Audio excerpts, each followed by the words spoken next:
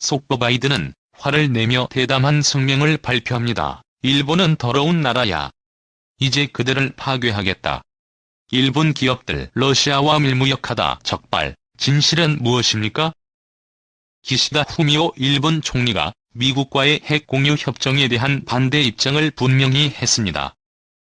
기시다 총리는 28일 일본 국회에서 비핵 3원칙을 국시로 채택하고 있는 우리의 입장에서 이 같은 정책은 받아들일 수 없다고 말했습니다. 비핵 3원칙이란 1967년 당시 사토 에이사쿠 일본 총리가 핵무기를 만들지도 갖지도 반입하지도 않는다고 선언한 내용으로 일본 정부는 이를 국시로 계승해왔습니다. 기시다 총리의 이날 발언은 전날 아베 신조 전 총리가 미국과의 핵 공유 협정 체결을 선택지로 고려해야 한다고 주장한 직후 나왔습니다. 아베 총리는 러시아의 최근 우크라이나 침공을 거론하면서 우리가 직면한 현실을 논의하는 자리에서 금기를 둬서는 안 된다고 말했습니다.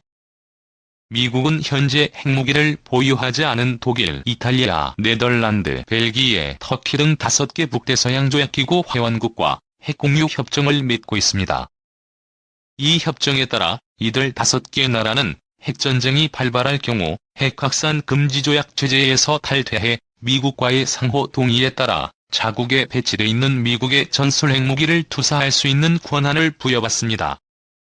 이 대가 치를 것 화난 바이든 강력 제재 발표에 러시아 증시 33% 폭락. 러시아가 우크라이나를 전격 침공한 첫날 러시아 증시가 30% 넘게 떨어지는 폭락 장세를 연출했다. 미국 등 서방 국가가 러시아에 대한 강도 높은 경제 제재 카드를 꺼내들면서 러시아 증시가 주저앉은 것으로 풀이된다. 24일 CNBC에 따르면 러시아 대표지수인 모익스는 개장 직후 거래가 일시 중단된 뒤 장중 무려 45% 하락하면서 하루 기준 사상 최악의 낙폭을 기록했다. 이후 소폭 만회하면서 결국 전일 대비 마이너스 33.28%로 장을 마쳤다. 이는 세계 증시 역사상 5번째로 큰 낙폭이라고 블룸버그 통신은 전했다. 역대 최대 낙폭은 1990년 1월 아르헨티나가 외환 위기로 인해 53% 하락폭을 기록했을 때다. 또 다른 러시아의 대표 지수 러시아 RTS도 전일 대비 39.44% 낙폭을 기록했다. 이날 러시아 RTS는 장중 한때 49.31%까지 빠지기도 했다. 러시아 RTS는 모익스에 상장된 유동성 높은 50개 우량주로 구성된 러시아의 대표지수다. 러시아 루블화 가치도 사상 최저치를 기록했다. 이날 달러화는 러시아 통화 대비 10% 이상 상승하면서 달러 대비 루블화 가치가 사상 최저치로 떨어졌다고 CNBC는 보도했다. CCN은 러시아의 우크라이나 침공에 대한 서방 제재가 본격화하면서 러시아 경제 전반에 충격이 가해지고 있는 것으로 분석했다. 또 러시아에 대한 추가 제재가 이어질 러시아 증시는 단기적으로 더 하락할 수도 있다는 전망도 내놨다. 이날 러시아의 우크라이나 침공 직후 조 바이든 미국 대통령은 반도체 등 하이테크 제품의 러시아 수출을 통제하고 러시아의 4개 주요 은행을 제재하는 내용 등을 골자로 한 포괄적인 제재 방안을 발표했다. 바이든 대통령은 이날 백악관에서 대국민 연설을 통해 러시아의 우크라이나 전면 침공을 강력히 비난하면서 러시아의 행동에 책임을 묻고 철군을 압박하기 위해 강력한 제재 방안을 추가 발표했다.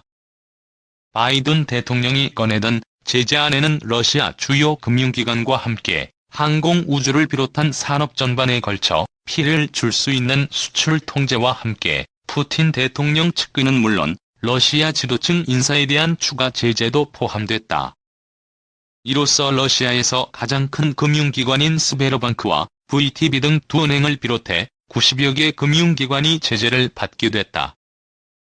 앞으로 미국 금융 시스템을 이용할 수 없다. 미국 재무부는 이번 제재가 러시아 금융시장에 직접적인 타격을 줄 것이라고 설명했다. 러시아 금융기관은 전 세계적으로 하루 평균 460억 달러 규모의 외환 거래를 하는데 이 중 80%가 미국 달러 비중이기 때문이다. 특히 스베르방크와 VTB는 자산 기준 러시아 전체 은행의 절반에 달한다.